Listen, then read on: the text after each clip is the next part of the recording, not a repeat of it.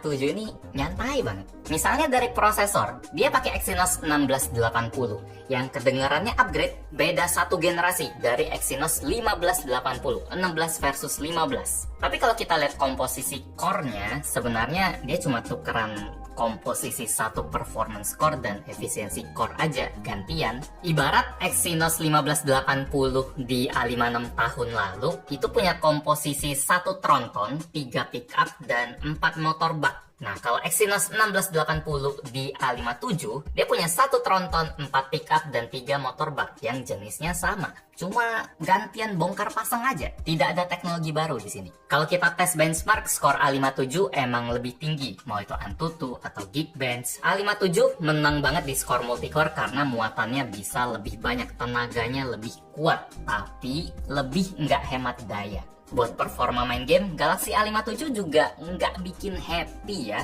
HP mid-range tapi belum bisa mentok game enteng kayak MLBB di 120 fps. Masih ada naik turunnya. Dan buat main game berat di setting medium pun bisa dapat 40-an fps aja kayak Genshin ini.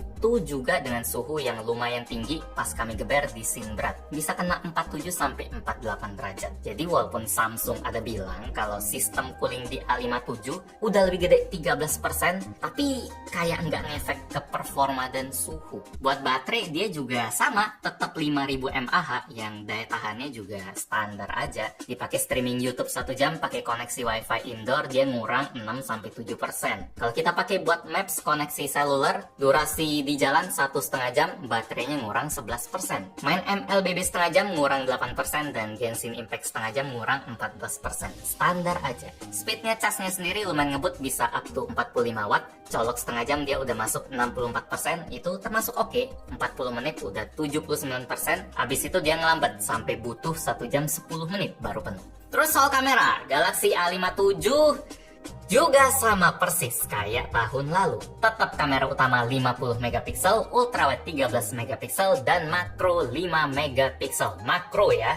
nggak ada telefoto. Hasil fotonya pun kelihatan sama kalau kita samping-sampingin sama Galaxy A56. Karakter warnanya cerah tapi agak flat, ya itu tetap sama. Detail juga sama. Saya nggak bilang kameranya jelek ya. Kalau Anda suka sama kamera Samsung, kamera A55, 56, Anda bakal dapetin hasil yang sama di Galaxy A57.